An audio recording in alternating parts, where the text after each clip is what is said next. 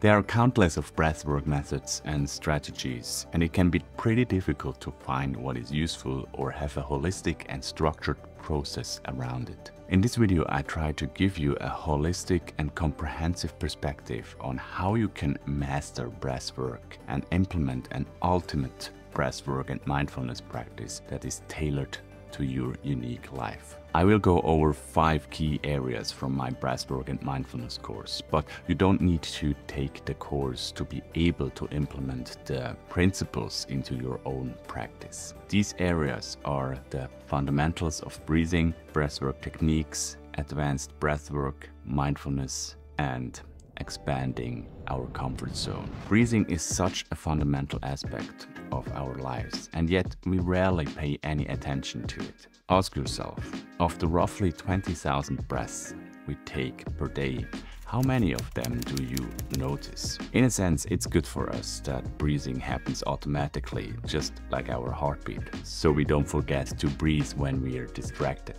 So breathing, just like our heartbeat, is like a background humming of the engine that keeps us alive.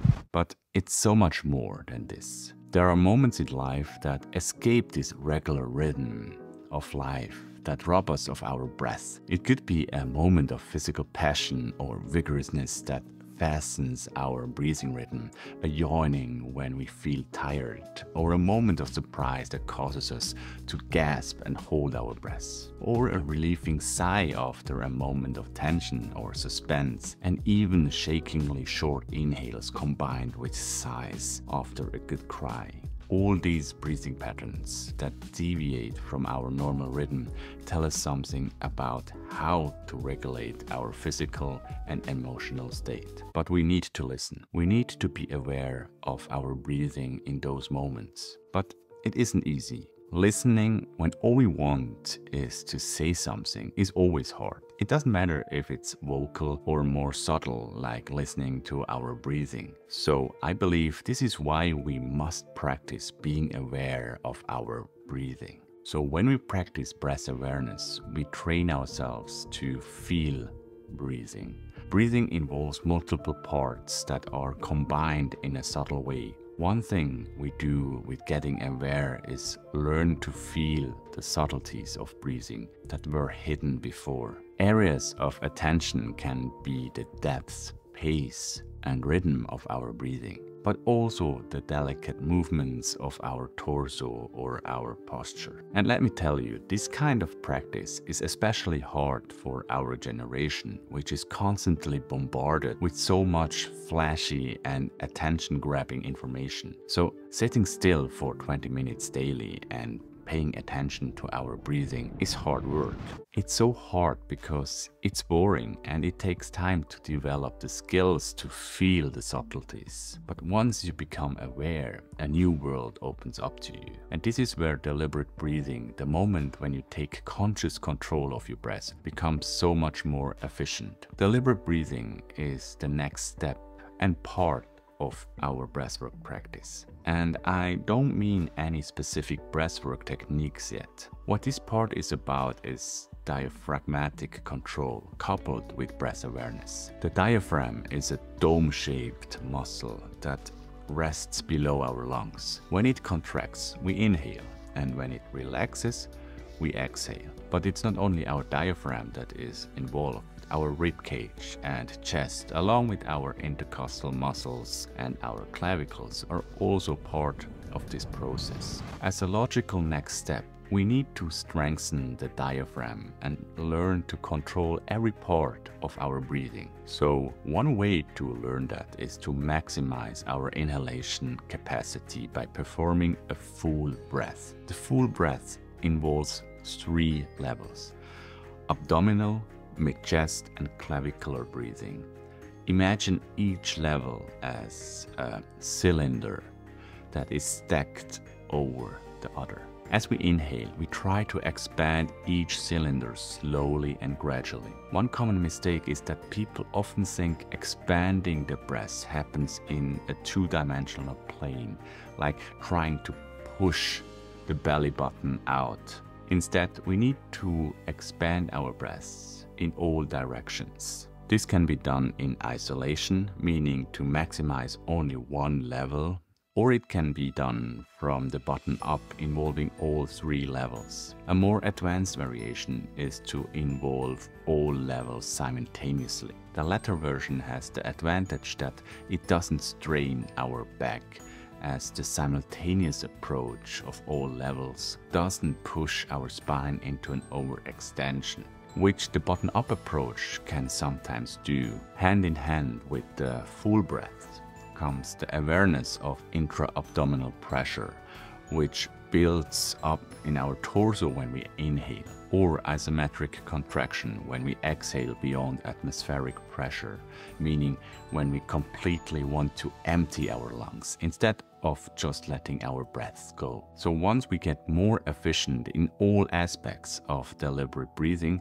we can direct these newfound skills and awareness to more specific breathing patterns or methods. But before we pick our breathwork method, we need to understand the basic physiological connection of breathing and our nervous system. Our breathing is controlled by our autonomic nervous system, a branch of our nervous system that controls many things that happen automatically and governs over 2 antagonistic branches of our autonomic nervous system: our fight, flight and freeze system, or the so-called sympathetic nervous system, and the other set of nerve nodes is our rest and digest system, the so-called parasympathetic nervous system, if one would use nerdy terms for that. And our breathing is not only a reflection of our inner processes, but also a gateway to influence them voluntarily. I have explained in previous videos how this works physiologically, but basically it boils down to the relationship between inhalation and exhalation. For example, suppose we engage in strong and vigorous inhalations. Think of hyperventilation, for example, coupled with short exhalations. In that case, we engage our fight and flight system, which activates certain processes to prepare ourselves for action, like making us more alert and gearing up our metabolism for our muscle to take action, but downregulate other processes in our body, like digestion, for example. On the other side of the spectrum lies our rest and digestion mode, which can be voluntarily activated with deliberate breathing by putting more emphasis on prolonging our exhalations and engaging in calm and slow breathing. While this is overly simplified, the principles hold true that whether we put more emphasis on the inhalation or the exhalation, we move our arousal state on this axis of high energy to low energy, aka making us more alert or more calm. And this influence that we can have on our system is not small. Studies have shown that we can increase noradrenaline release by more than 250% while lying in bed and engaging in deliberate, vigorous breathing. For comparison, that's the same level as someone who goes bungee jumping for the first time. Why is this important? What I just described isn't a particular breathing method, it's a fundamental hardwired mechanism in our physiology. The problem with a specific breathwork method is that it is like a hammer, where everything starts to look like a nail. But by knowing the underlying mechanism, we have an internal map that can be used to better navigate through the ebbs and flows of our daily lives. For example, if we need a burst of energy to do a challenging task that can be cognitive or a physical task, think of anything where you feel inner resistance before doing something. Engaging in rapid and vigorous breathing can be helpful to increase our arousal state. It's like gearing up our internal state for action. And on the other hand, if you are nervous, stressed, or anxious, we are already in an aroused but negative state. So engaging in calm and slow breathing can help balance that out. The same is true when we feel exhausted. One may think that vigorous breathing would be good. And of course, that's one strategy to push through a hard phase. But maybe we just need a break. and recover. And in that case, engaging in 20 minutes of slow breathing where we focus on prolonging our exhalation would be a wiser strategy maybe. But there's really no right or wrong because it depends on context. But the important thing is that by knowing these principles, we can practice using them in real life. And like every practice, we will fail a lot. But over time, we get better at assessing our state and refining our breathing strategy to our unique life. Now that we have a basic understanding of the fundamentals of breathing, we can equip ourselves with various breathwork tools or methods. So instead of using just a hammer, we now have a building plan and a whole toolbox that we can choose from. One very simple technique is the physiological sigh or cyclic sighing that neuroscientist Andrew Huberman popularized. In one study of his lab in Stanford, cyclic sighing proved most effective for relieving stress and mood regulation. The physiological sigh starts with a quick full inhalation followed by another short sip of air and a prolonged exhalation in the form of a big sigh. The double inhalation increases the effect of inflating the alveoli, the little air sacs in our lungs, while the long exhalation triggers the calming effect. Another simple breathwork technique that also lies in the calming category is coherence breathing.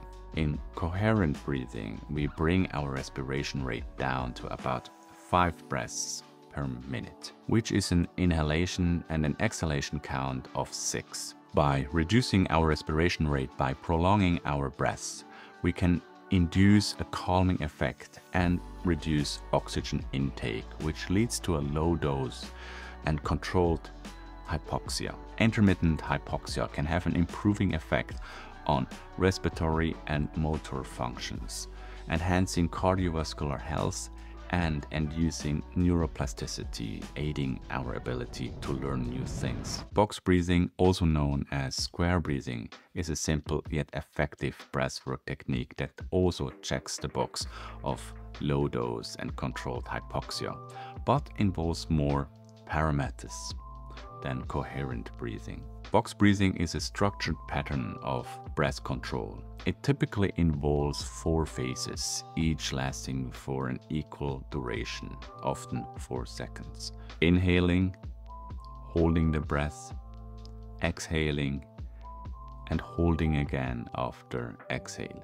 This controlled pattern can contribute to a state of mild controlled hypoxia, particularly during the breath holding phases. The phases of breath holding in box breathing can create short periods of reduced oxygen intake, similar to the concept of intermittent hypoxia. These brief moments of lower oxygen levels can potentially stimulate some of the beneficial adaptive responses associated with controlled hypoxia. While the primary goal of box breathing may not be to induce hypoxia, it effectively reduces stress and induces relaxation. These psychological benefits can complement the physiological effects of controlled hypoxia, potentially enhancing overall well-being. On the other side of the arousal spectrum, we have a famous breathwork practice called the Wim Hof method and its variations of it. It involves cycles of deep and rapid breathing followed by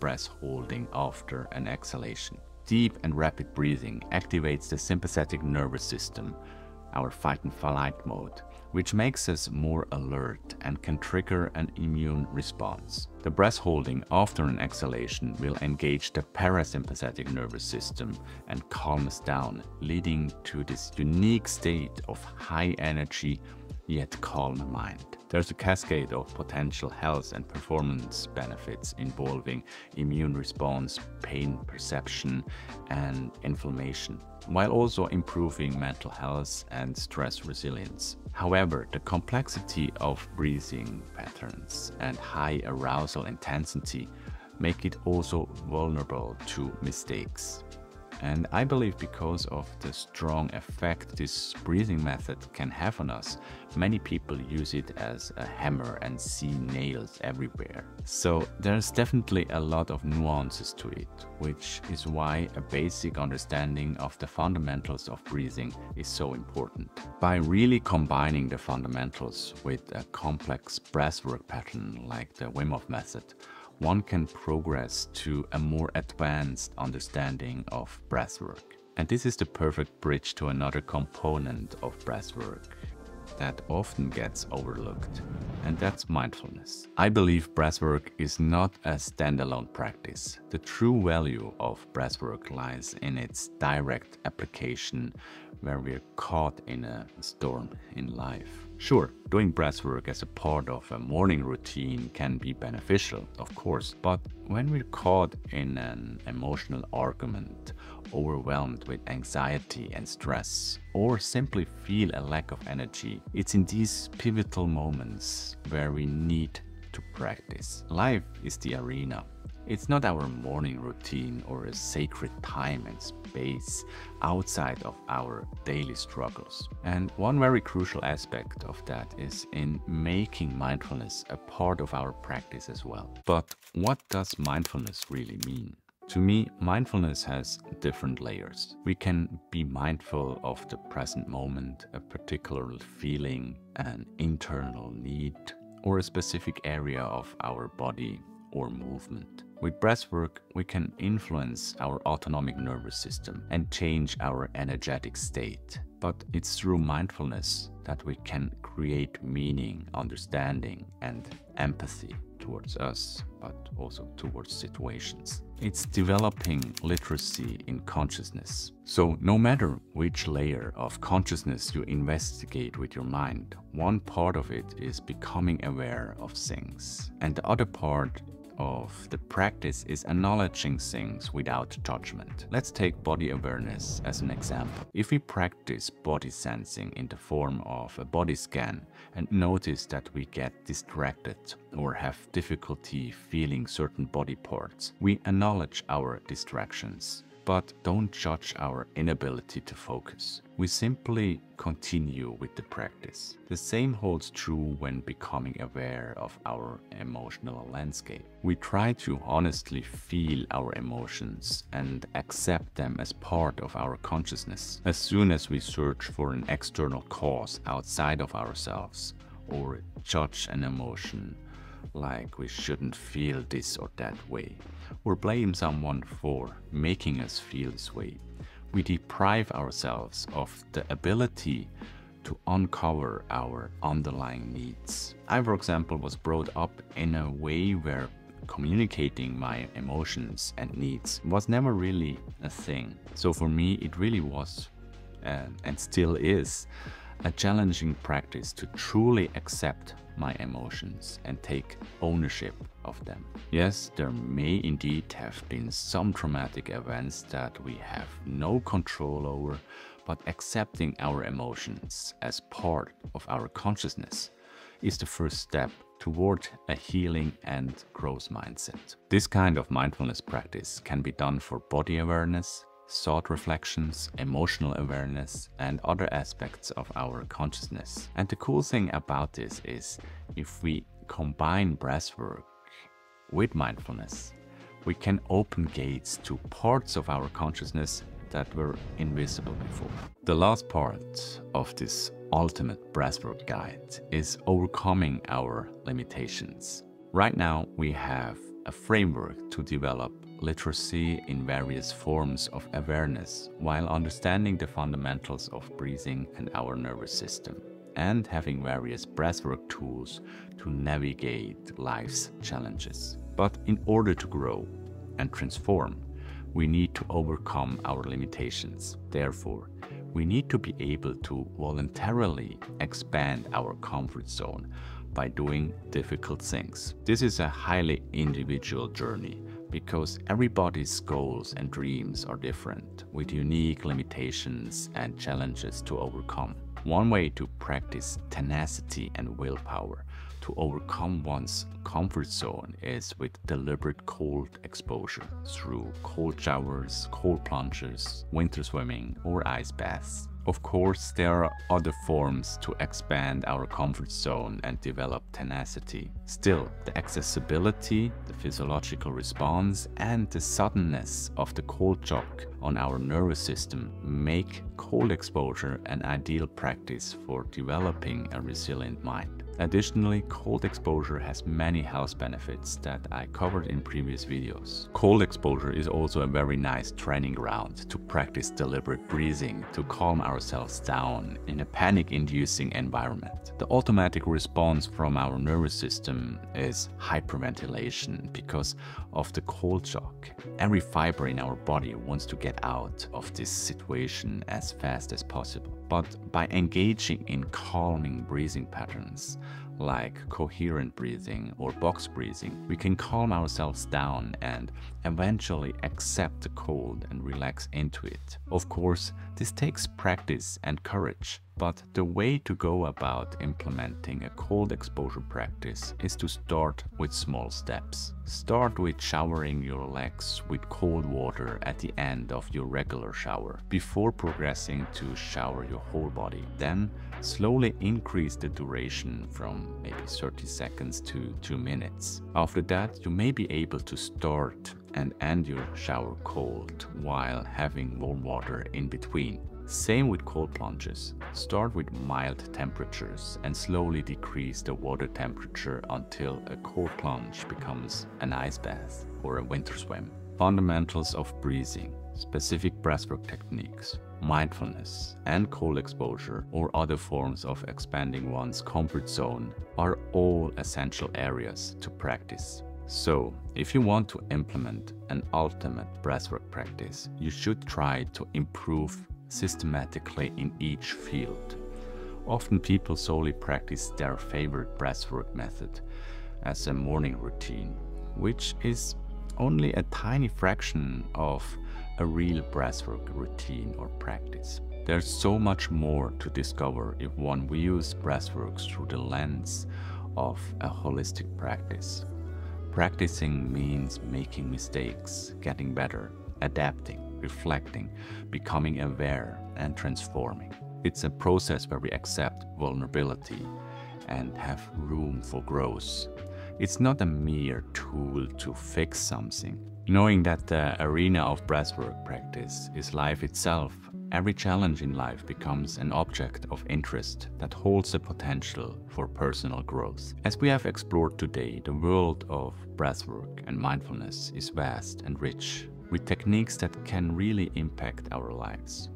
While we've covered a lot in this video, there's still so much more to learn and practice. For those of you who are inspired to dive deeper, I've created an online course which is a comprehensive exploration into the realms of breathwork and mindfulness. The course isn't just a series of lessons, it's a journey through 50 lessons where theory meets practice, creating a balanced and in-depth learning experience. In the course, we expand upon the fundamentals we have touched on today, exploring a wider variety of breathwork techniques, advanced concepts, and integrated mindfulness practices. It's designed for all levels, whether you are just starting out or looking to deepen your existing practice. Think of it as a personal guide taking you step by step through the intricacies of breath and mind. It's an opportunity to explore these practices more profoundly, to understand their impact on our lives, and to really integrate them into your daily routine and lives. Joining this course means joining a community of like-minded individuals, all on their own paths to growth and self-awareness. If this speaks to you, if you feel the call to deepen your practice and understanding, I warmly invite you to be part of this journey. Remember, the path of breathwork and mindfulness is not just about learning techniques, it's about transforming our lives one breath at a time through practice. So if you're ready to explore further and embrace the full potential of these practices, I look forward to welcoming you to the course. So if you like this video, you may like this video as well. See you later. Bye.